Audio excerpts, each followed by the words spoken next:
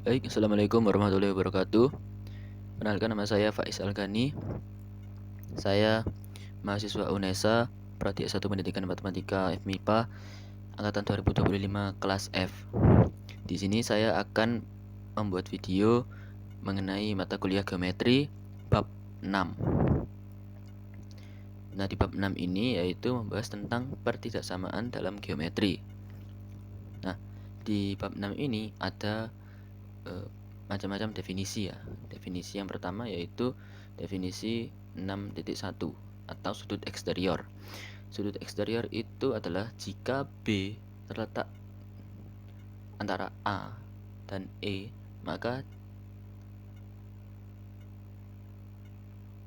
sudut CBE ini sudut ya. Sudut CBE adalah sudut eksterior dari segitiga ABC. Ini juga segitiga. Nah, jadi sudut eksterior itu apa? Sudut eksterior itu adalah ketika sudut tersebut itu berada di luar suatu segitiga. Jadi paling tidak ada segitiga dahulu. Ya, jadi ada segitiga ABC nih. Sudut eksterior itu sudut di luarnya segitiga itu. Jadi sudut tersebut berada di luar segitiga dan salah satu kaki sudutnya itu bersisian dengan salah satu sisi segitiga. Contohnya di segitiga ABC ini ya. Sudut eksteriornya kan yang CBE. Kenapa? Karena kaki sudut yang CB ini itu bersisian dengan segitiga ABC ya, yang ini. Sementara yang kaki sudut yang BE ini tidak. Karena sudut eksterior itu berada di luar segitiga. Seperti itu. Nah, kemudian lanjut ke definisi 6.2. Nah, definisi 6.2 itu adalah jarak antara garis dan titik. Jadi, jarak antara garis dan titik itu tidak pada garis. Jarak antara garis dan titik yang tidak pada garis itu adalah panjang ruas garis yang tegak lurus dari titik ke garis itu. Kemudian jarak antara garis pada titik itu adalah 0. Maksudnya gimana? Jadi ketika ada titik ya, titik itu tidak berada di garis. Anggap saja garisnya yang ini, titiknya yang ini. Titik kan tidak berada di garis. Nah, jarak antara garis dengan titik tersebut itu panjang ruas garis yang tegak lurus. Tegak lurusnya di mana? Di sini. Bentuk 90 derajat. Titiknya harus yang ini kah? Tidak harus. Bisa titiknya di sini ataupun di bawah juga. Contohnya seperti ini. Titiknya di bawah. Nah, jarak antara titik ke garis itu membentuk ruas garis yang tegak lurus. Nah, kemudian jarak antara garis pada titik itu adalah 0. Titik yang dimaksud itu titik yang tegak lurus ini ya. Jarak antara garis dengan titik itu 0 karena titik tersebut berada di garis tersebut. Nah, selanjutnya yaitu definisi 6.3. Definisi 6.3 itu adalah garis tinggi segitiga. Nah, garis tinggi sebuah segitiga adalah ruas garis tegak lurus yang menghubungkan titik sudut segitiga dengan sisi di depannya. Jadi ruas garis tegak lurus. Contohnya yang ini ya. Kita ambil segitiga siku-siku. Ini ruas garis tegak lurus. Tegak lurusnya di mana? Di sini. Nah, menghubungkan titik sudut P dengan titik sudut dengan sisi di depannya, sisi QR. Titik sudut P ke sisi QR. Tegak lurusnya di sini. Ini contoh di segitiga siku-siku.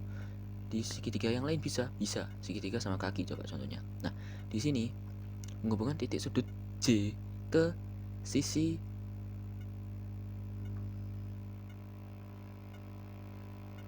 HI. Nah, ke sisi HI tegak lurusnya di mana? Di sini. Di sini membentuk sudut. Di sini membentuk siku-siku ya. Yang penting tegak lurus yaitu membentuk siku-siku. Titik sudut J ke sisi HI. Di segitiga siku-siku sudah. Di segitiga sama kaki sudah. Di segitiga sembarang. Nah, di segitiga sembarang itu contohnya seperti ini ya. Ada segitiga KLM. Nah, menghubungkan titik sudut M ke sisi KL. Tegak lurus? Iya, tegak lurusnya di sini. 90 derajat. Jadi ini garis tingginya, ini garis tingginya, ini juga garis tingginya. Gitu. Nah, kemudian lanjut, karena tadi sudah membahas tentang definisi, selanjutnya kita membahas tentang teorema. Teorema 6.3 yaitu teorema hipotenusa kaki.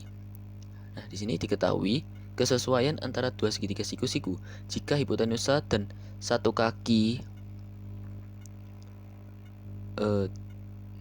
dari segitiga kongruen pada bagian-bagian yang bersesuaian pada segitiga kedua, maka kesesuaian adalah kongruen.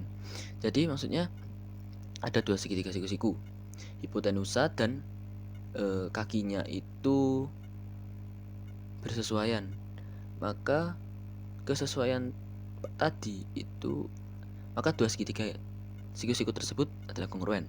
Langsung saja kita ambil contohnya ya. Jadi ada dua segitiga siku-siku ya, segitiga ABC dan DF. Nah,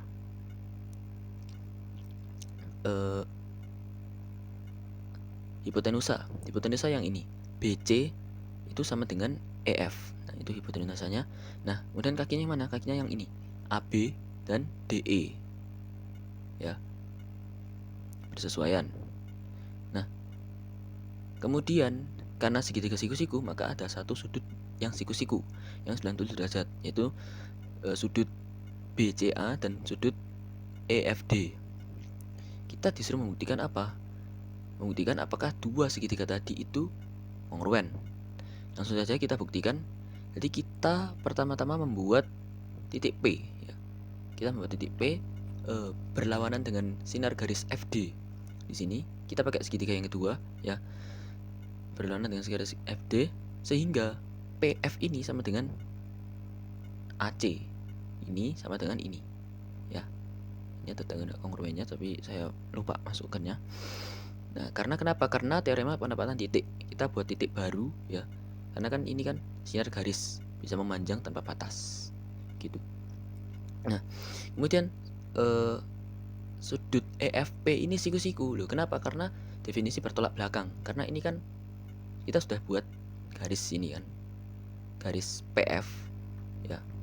Karena ketika kan ini kan ada sudut ya.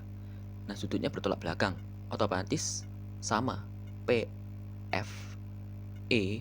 EFP itu juga siku-siku karena EFD juga siku-siku. Nah, dari itu tadi ya, karena sama-sama siku-siku, sudut EFP ini kongruen dengan BCA karena definisi kongruensi ya, sama-sama siku-siku. Nah, dapat kita simpulkan kalau segitiga ABC ini kan bisa dibuat segitiga nih, segitiga PEF. Segitiga ABC itu kongruen dengan PEF. Karena kenapa? Karena sisi sudut sisi ya. Ini yang pertama sisi ya, PF ini kongruen dengan AC. Tadi ya di sini sudah dibahas. Nah, kemudian EFP itu yang ini ya. Itu kongruen dengan BCA ya, yang ini. Kemudian BC itu kongruen dengan ini, BC kongruen dengan EF. Loh, di sini nggak ada. Iya, tapi diketahui ada. Nah, BC kongruen dengan EF.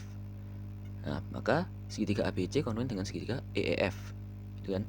Kemudian dari kongruensi itu tadi, PE itu kongruen dengan AB. Kenapa? Karena definisi dua segitiga kongruen. Ketika ada dua segitiga kongruen, maka sisi-sisi yang bersesuaian dan sudut yang bersesuaian itu kongruen. Nah, kemudian PE itu kongruen dengan DE. Loh, kok bisa? Karena kan PE ini kan kongruen dengan AB. Nah, dari yang diketahui, AB itu kongruen dengan DE. Maka sifat transitif, PE kongruen dengan AB, AB kongruen dengan DE, maka PE kongruen dengan DE. Nah, karena transitif tadi ya, lanjut. Sudut D ini kongruen dengan P. Loh, karena apa? Karena teorema segitiga sama kaki. Ya, ingat segitiga sama kaki. Ketika ada dua sisi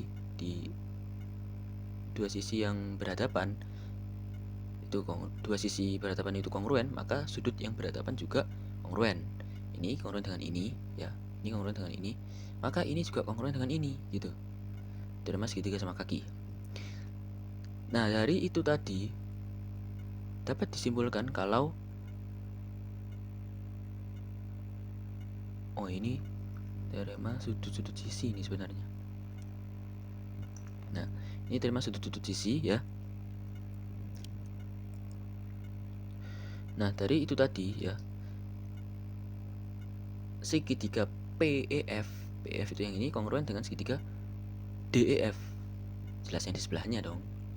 Nah, kenapa? Karena sudut-sudut sisi. Dua sudut yang bersesuaian dan satu sisi yang bersesuaian itu kongruen. Sudut-sudut sisi, sudut sisi, sudut sisi. Sisi yang ini boleh, sisi yang ini boleh. Yang penting sudut sisi. Ya.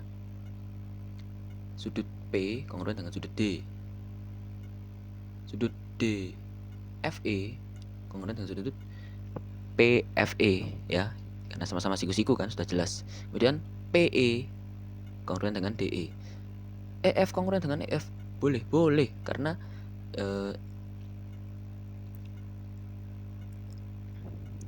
sama-sama kongruen ya kan. Kemudian lanjut. Nah, dari kekongruenan itu tadi ABC ini kongruen dengan DEF. Loh kok bisa? Karena sifat transitif ya. Kan ABC ini kongruen dengan PEF dari yang ini. PEF kongruen dengan DEF dari yang ini.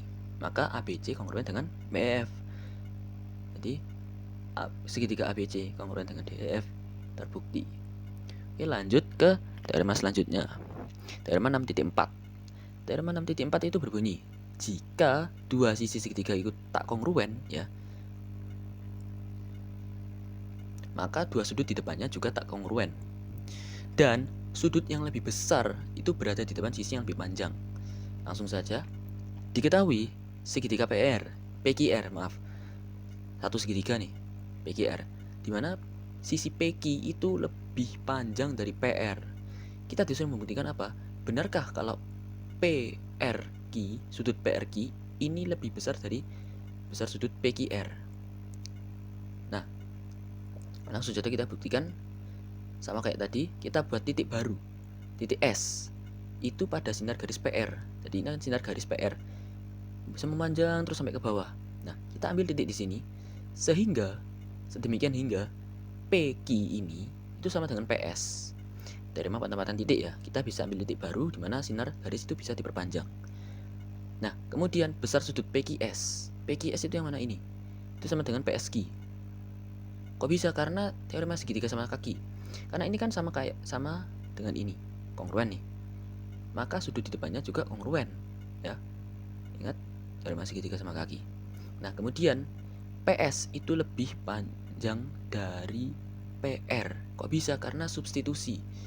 PS ini kan sama dengan PQ, otomatis kita bisa mensubstitusi PS ke PQ. Jadi karena ini yang diketahui kan, nah PQ lebih dari PR, maka PS lebih dari PR juga. Kemudian kita lihat gambar R ini terletak di dalam interior ya, sudut PQS itu yang ini, yang besar. Nah, kenapa? Karena teorema 5.5 yaitu sudut interior, dimana ketika ada dua titik ya, kemudian satu titik sembarang, kemudian ada satu titik baru, dua titik yang sejajar, kemudian ada satu titik sembarang, maka satu titik baru ya, yang bukan yang itu terletak di interior PQS gitu. Lanjut, besar sudut PQS itu yang ini, yang besar tadi, itu sama dengan besar sudut PQR yang kecil ditambah RSQ itu yang ini ke sini. Nah, definisi penjumlahan sudut ya. Kemudian lanjut. Nah, PQS, sudut PQS ini itu lebih besar dari PQR. Loh kok bisa? Nah, karena semua ya, seluruh ini kan sama kayak jumlah kan seluruh ya, semua atau jumlah seluruh jumlah semua itu sama. Nah, semua itu lebih besar daripada sebagian. PQR ini kan sebagian. Nah, definisi lebih besar dari ya, dimana kalau PQS ini PQR tambah RSQ, maka PQS ini lebih dari PQR. Lanjut. Nah, maka PSG juga lebih besar dari PQR. Loh kok bisa? Karena substitusi ya, yang tadi ini ya. Karena PQS kan sama dengan PSG. Oke, lanjut. Nah, PRQ ini lebih besar dari PSG. Duh, kok bisa? Karena teorema 6.1 tentang sudut eksterior. Kita tadi sudah membahas sudut eksterior. PRQ yang ini itu lebih besar dari PSG. Ya, sudut eksterior, dimana ketika sudut eksterior itu lebih besar dari sudut interior jauh. Ya, di awal bab 6 sudah dibahas. Nah, dari yang di atas tadi, maka besar sudut PRQ itu lebih besar dari besar sudut PQR. Kenapa? Karena sifat transitif. Nah, besar sudut PQR itu kan lebih besar dari PSG. Nah, PSG ini lebih besar dari PQR. Otomatis besar sudut PRQ ini lebih besar dari sudut PQR. Ya, sesuai yang akan dibuktikan tadi, maka teorema ini terbukti. Oke, lanjut ke teorema selanjutnya, yaitu teorema 6.5. Nah, teorema 6.5 itu berbunyi, jika dua sudut segitiga itu tak kongruen, maka dua sisi di depannya tak kongruen, dan sisi yang lebih panjang itu berada di depan sudut yang lebih besar. Ini kebalikan dari teorema 6.4 tadi. Caranya sama, tidak, caranya agak berbeda. Jadi ini menggunakan bukti tak langsung. Kita langsung saja ke soalnya, yaitu diketahui ada satu segitiga ya, sama kayak tadi, segitiga KLM itu besar sudut L-nya itu lebih besar dari besar sudut M. Diketahui kan? Nah, kita akan membuktikan apakah KM ini lebih besar dari KL. Kita menggunakan bukti tak langsung. Andaikan ya, ini pakai pengandaian ya, karena bukti tak langsung, KM ini sama dengan KL. Ya, ini KM itu sama dengan KL ya. Sama ya, ini ada tandanya. Nah, tapi berdasarkan teorema segitiga sama kaki, ketika KM ini sama dengan KL ya, teorema segitiga sama kaki kan ketika ada dua sisi yang bersesuaian, maka sudut yang di depannya itu juga bersesuaian atau kongruen.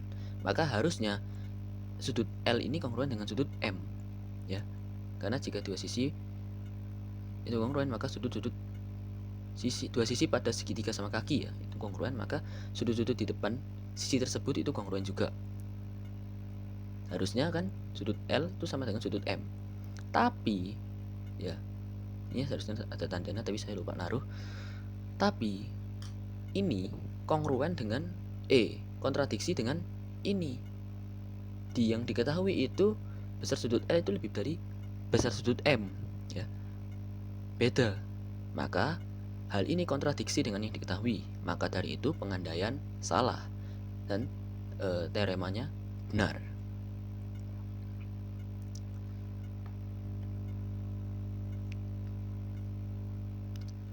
Nah, baik, sekian video dari saya mengenai bab 6 ya, terutama teorema 6.3, 6.4, 6.5 dan definisi 6.1, 6.2, 6.3. Apabila ada kekurangan dalam pemaparan materi, saya mohon kritik dan maaf sebanyak-banyaknya.